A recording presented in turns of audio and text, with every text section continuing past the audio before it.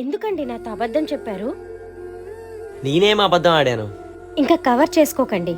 అయినా మీకు చాలా సార్లు చెప్పాను, దయచేసి నాతో అబద్ధాలు చెప్పొద్దని. ఇంకా ఆపుతావా? పదే పదే అబద్ధాలాడాను అంటున్నావు. ఆ రోజు నేను అబద్ధం చెప్పాను కాబట్టి నువ్వు హ్యాపీగా ఉన్నావు. అదెందుకు మర్చిపోతున్నావు? నన్ను ఆనంద పెట్టే అబద్ధం నాకు అక్కర్లేదండి. నన్ను బాధ పెట్టేదైనా దయచేసి నాకు నిజమే చెప్పండి.